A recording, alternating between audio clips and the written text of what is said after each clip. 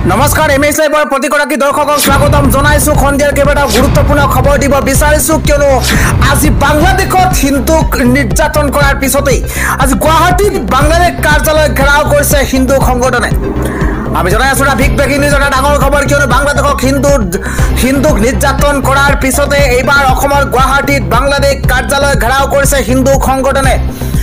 গুৰুত্বপূৰ্ণ খবৰ জনোৱাৰ চেষ্টা কৰিছো বাংলাদেশত হিন্দু নিৰ্যাতনক লৈ কপিছে গুৱাহাটী মহানগৰী গুৱাহাটীত বাংলাদেশৰ সহকাৰী উচ্চ আয়ুক্তৰ কাৰ্যালয় ঘেৰাও কৰা হৈছে জয় শ্ৰীৰাম ধ্বনি দি কাৰ্যালয়ত প্ৰতিবাদ সাব্যস্ত কৰিছে শ প্ৰতিবাদকাৰীয়ে কুটুম্ব সুৰক্ষা পৰিষদকে ধৰি খাপটাকৈ হিন্দু সংগঠনে উত্তাল কৰিছে গুৱাহাটীৰ ৰাজপথ বাংলাদেশৰ ভয়ংকৰ পৰিস্থিতিৰ পিছতে এইবাৰ অসমৰ গুৱাহাটীত দেখিবলৈ পোৱা গৈছে হিন্দু পৰিষদে কুটুম্ব সুৰক্ষা পৰিষদকে ধৰি খাপটাকৈ হিন্দু সংগঠনে উত্তাল কৰিছে গুৱাহাটীৰ ৰাজপথ বাংলাদেশত হিন্দুৰ সুৰক্ষা প্ৰদান নকৰা পৰ্যন্ত খান্দ নথকাৰ হুংকাৰ দিয়া হৈছে বাংলাদেশৰ কাৰ্যালয়ত স্মাৰক পত্ৰ দিছে হিন্দু সংগঠনে ইফালে হিন্দু নিৰ্যাতন বন্ধ নহৰে পৰিস্থিতি আৰু অধিক ভয়ংকৰ কৰি তোলাৰ শক্তিয়নি হিন্দু সংগঠনৰ বাংলাদেশত হিন্দু নিৰ্যাতনক লৈ কঁপি উঠিছে গুৱাহাটী আৰু ইতিমধ্যে দৃশ্যাংশ দেখুৱাবলৈ পুনে যত্ন কৰিছো এইদৰে চাওক হাতে হাতে প্লেকাৰ্ড বেনাৰ লৈ এইদৰে তীব্ৰ প্ৰতিবাদ সাব্যস্ত কৰা হৈছে আৰে গুৰুত্বপূৰ্ণ খবৰ হৈছে হাসিনাৰ প্ৰধানমন্ত্ৰী হাসিনাৰ বাংলাদেশৰ প্ৰধানমন্ত্ৰী হাসিনাৰ প্ৰাণ ৰক্ষাৰ বাবে এবাৰ ভাৰত চৰকাৰক প্ৰধানমন্ত্ৰী নৰেন্দ্ৰ মোদী চৰকাৰখনক ধন্যবাদ দিছে হাসিনাৰ পুত্ৰ ৱাজেদ জয়ে দাবিক আপডেট জনোৱাৰ চেষ্টা কৰিছো শেখ হাসিনাৰ জীৱন ৰক্ষাৰ বাবে ভাৰতক ধন্যবাদ দিছে শেখ হাসিনাৰ পুত্ৰ ৱাজেদে মাতৃৰ সুৰক্ষাৰ তাৎক্ষণিক পদক্ষেপ লোৱাৰ বাবে মোদী চৰকাৰক কৃতজ্ঞতা শান্তি ৰক্ষাৰ বাবে ভাৰতক পদক্ষেপ লোৱাৰ আহ্বান শেখ হাসিনাৰ পুত্ৰ ৱাজেদৰ বিদেশী শক্তিক পৰিস্থিতি নিয়ন্ত্ৰণৰ সুযোগ নিদিবলৈও জনালে আহ্বান ৱাজেদে ক'লে এয়া ভাৰতৰে চুবুৰীয়া দেশৰ সমস্যা ভাৰতে ভালদৰে জানে হাসিনা চৰকাৰে বাংলাদেশত শান্তি আনিছিল এয়া মন্তব্য হৈছে শেখ হাসিনাৰ পুত্ৰ ৱাজেদৰ আমি জনাই আছো এই খবৰটো অৰ্থনৈতিক বিকাশৰ ক্ষেত্ৰত অৰিহণা আগবঢ়াইছে হাসিনা চৰকাৰে প্ৰমাণ কৰিছিল যে এয়া কেৱল হাসিনা চৰকাৰেহে কৰিব পাৰে অন্য কোনো চৰকাৰে চেষ্টা কৰিলেও কেতিয়াও সফল হ'ব নোৱাৰে শেখ হাসিনাৰ জীৱন ৰক্ষাৰ বাবে এবাৰ ভাৰত চৰকাৰক ধন্যবাদ জনাইছে শেখ হাসিনাৰ পুত্ৰ ৱাজেদৰ তৰফৰ পৰা সন্ধিয়াৰ আন এটা বিগ ব্ৰেকিং নিউজ হৈছে বাংলাদেশৰ পৰিস্থিতি এতিয়াও অবৰ্ণনীয় আছে বাংলাদেশত আজিও উত্তপ্ত হৈ পৰিছে পৰিস্থিতি বাংলাদেশৰ পৰিস্থিতি এতিয়াও খাম কটা নাই আমি আপোনালোকে জানো যে বাংলাদেশত কি ধৰণৰ পৰিস্থিতিৰ সূচনা হৈছে এতিয়া দেখিবলৈ পোৱা গৈছে সীমান্তত ভিৰ কৰিছে পৰিস্থিতি শান্ত কৰিবলৈ আপ্ৰাণ চেষ্টা চলাইছে আমি জনাই আছো সেই খবৰটো অধিক স্পৰ্শকাতৰ হৈ পৰিছে ভাৰত বাংলাদেশ সীমান্ত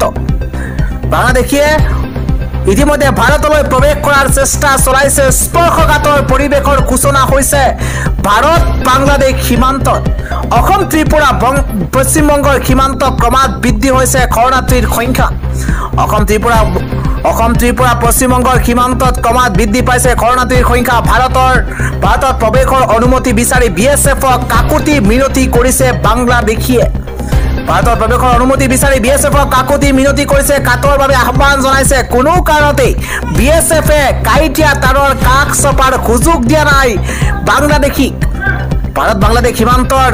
শীতলকুছিত শ বাংলাদেশীৰ প্ৰৱেশত আপ্ৰাণ চেষ্টা চলোৱা অব্যাহত আছে সীমান্ত পাৰ হ'বলৈ বহুবাৰ চেষ্টা কৰি বিএছএফৰ চোকাৰ নজৰত বিফল হৈছে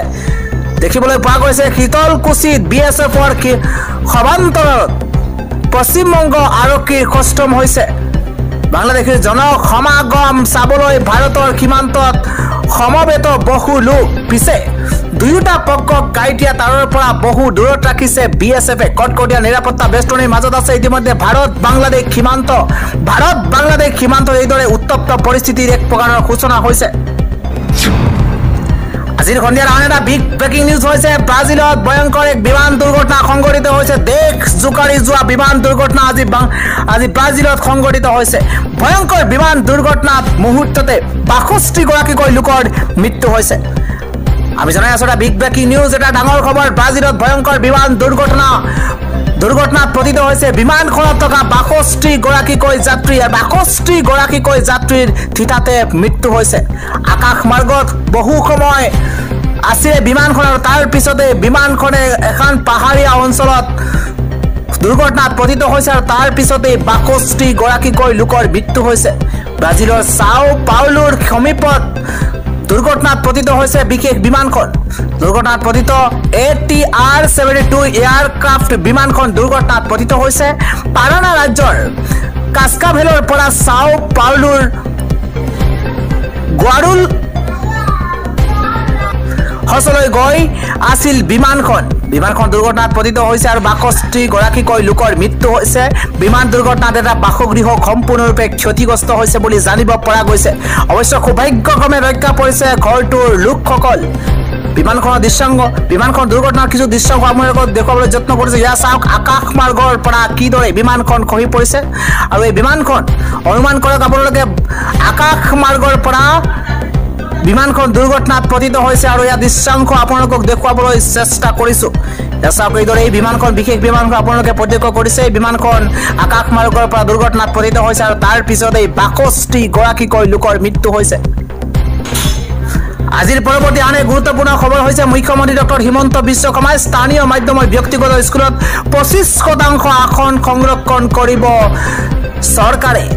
সংবাদমেলত খদৰি কৰিছে মুখ্যমন্ত্ৰী গৰাকীয়ে এই কথা স্থানীয় মাধ্যমৰ ব্যক্তিগত স্কুলত ২৫% আসন সংৰক্ষণ কৰিব চৰকাৰে দৰিদ্ৰ ল'ৰা ছোৱালীৰ বাবে মুকলি কৰা হ'ব এই আসনসমূহ ইয়াৰ ব্যয় বহন কৰিব চৰকাৰে সংবাদমেল সম্বোধন কৰি এইদৰে ঘোষণা কৰিছে মুখ্যমন্ত্ৰী হিমন্ত বিশ্ব শৰ্মাই আন এটা ডাঙৰ খবৰ হৈছে ৬ জনগোষ্ঠীৰ জনজাতিকৰণক লৈ ডাঙৰ মন্তব্য মুখ্যমন্ত্ৰী হিমন্ত বিশ্ব শৰ্মাই কয় যে মোৰ বাবে নহয় কংগ্ৰেছৰ বাবেহে জনজাতিকৰণৰ বিষয়টো ৰৈ আছে মন্তব্য মুখ্যমন্ত্ৰী হিমন্ত বিশ্ব শৰ্মাৰ জনাই আছো MS live big breaking news মোৰ বাবে নহয় কংগ্ৰেছৰ বাবেহে জনজাতিকৰণৰ বিষয়টো ৰৈ আছে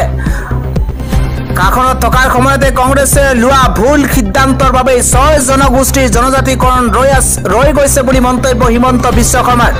৬ জনগোষ্ঠীৰ জনজাতিকৰণ প্ৰসংগত কংগ্ৰেছে খাপ হৈ খুটি বেজ হৈ জাৰিছে মন্তব্য কৰিছে মুখ্যমন্ত্ৰী হিমন্ত বিশ্ব শৰ্মাই